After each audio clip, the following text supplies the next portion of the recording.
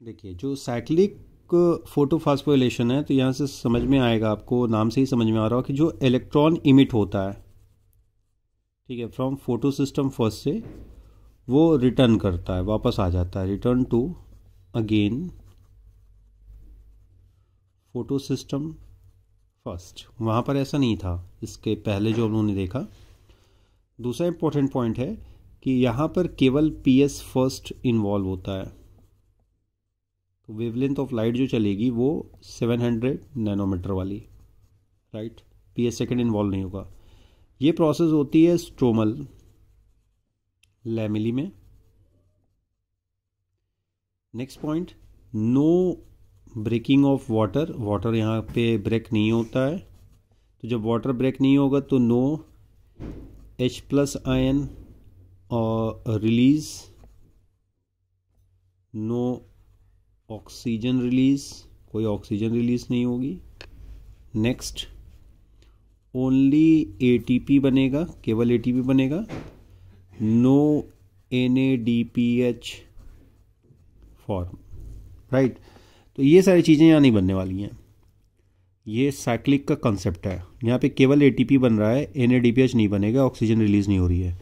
इसके अलावा यहाँ पर एब्सेंट होता है, क्या क्या एब्सेंट होगा, फोटो सिस्टम सेकेंड, इसके अलावा NADPH रिडक्टेज एंजाइम जो कि फोटो सिस्टम या नॉन साइक्लिक फोटोफॉस्फोरिलेशन में इन्वॉल्व होता है। इसके अलावा क्या एब्सेंट होगा यहाँ पर, ऑक्सीजन इवॉल्विंग कॉम्प्लेक्स, ये भी एब्सेंट होगा। इतना चीज़ ध्यान में रखिएगा। ये बेसिक सा डिफरेंस है नॉन साइक्लिक और साइक्लिक फोटोफॉस्फोरिलेशन का, या आप फोटो सिस्टम फर्स्ट और फोटो सिस्टम सेकेंड में भी ये डिफरेंस निकाल सकते हैं। ऑक्सीजन का जो वाटर का जो टूटना होता है, ब्रेक होना, वो एसोसिएटेड होता है एक्चुअल में फोटो सिस्टम सेकेंड के साथ, और during the non cyclic photo phosphorylation, जिसको भी मैं डायग्राम से आपको समझाने का प्रयास करता हूँ। जैसे नॉन साइक्लिक को हम लोग पहले समझते हैं, इसको तो ज़्यादा क्लियर होगा। या पहले मैं साइक्लिक ही समझा देता हूँ, साइक्लिक लगा हुआ है ना, तो साइक्लिक ही पहले यहाँ पे क्लियर हो जाएगा। कि मान लीजिए ये आपका रिएक्शन सेंटर है और ये एसोसिएटेड जो पिगमेंट्स हैं, दीज आर द LHC, और यहाँ पर ये हो गया बाउंड प्रोटीन, और यहाँ पे P700 वाला क्लोरोफिल है। ये इस वेवलेंथ की लाइट को एब्जॉर्ब करेगा, यानी 700 नैनोमीटर की। इलेक्ट्रॉन यहाँ से एक्साइटेड स्टेज में आएंगे, जब लाइट एनर्जी आएगी और इसको एब्जॉर्ब करेगा तो इलेक्ट्रॉन ऑर्बिटल छोड़ के बाहर निकलेंगे। इसको यहाँ पे पिकअप करेगा प्राइमरी एक्सेप्टर, ठीक है, प्राइमरी एक्सेप्टर। ये इस इलेक्ट्रॉन को यहाँ पे कैरी करके क्या हो जाएगा, रिड्यूस हो जाएगा, और ये क्या हो गया आपका, ऑक्सीडाइज हो गया।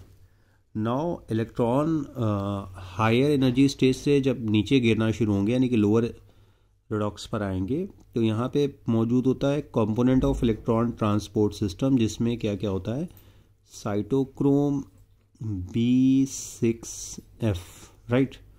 तो इलेक्ट्रॉन जब यहाँ से पास होते हैं तो इनकी एनर्जी का इस्तेमाल होता है ADP और इनऑर्गेनिक फास्फेट को आपस में बांध देने में, यानी जोड़ने में, वो बन जाता है ATP। और ये इलेक्ट्रॉन अगेन वापस चले आएंगे यहाँ पर, ये नॉर्मल स्टेज में फिर से हो गया। तो 700 नैनोमीटर वेवलेंथ की लाइट आई, रिएक्शन सेंटर वाले क्लोरोफिल A से इलेक्ट्रॉन बाहर निकला एक्साइटेड स्टेज में, फिर एनर्जी लॉस करते हुए वापस कहाँ आ गया, यहीं पर। इस दौरान क्या हुआ, ATS पर ATP की सिंथेसिस हो गई। This is the cyclic photophosphorylation. यहाँ पे साइक्लिक हो रहा है, केवल ATP बन रहा है, कोई आपको वाटर का टूटना यहाँ पर नहीं नज़र आ रहा है। तो साइक्लिक फोटोफॉस्फोरिलेशन में क्या क्या चीज़ें हो रही हैं, आपने देखा कि जो इलेक्ट्रॉन इमिट हो रहा है वो वापस आ गया, और केवल फोटो सिस्टम फर्स्ट इन्वॉल्व है। प्रोसेस कहाँ हो रहा है, स्ट्रोमल लैमेली में।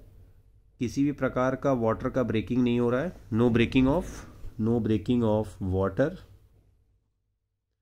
No H plus release, no oxygen release, only ATP synthesise हो रहा है, NADPH का फॉर्मेशन नहीं हो रहा है। इसके अलावा यहाँ फोटो सिस्टम सेकेंड अलग है, NADPH रिडक्टेज एंजाइम में नहीं होता है। इसके अलावा ऑक्सीजन इवॉल्विंग कॉम्प्लेक्स भी यहाँ पर एब्सेंट होगा। तो ये कहानी हो गई साइक्लिक फोटोफॉस्फोराइलेशन की। और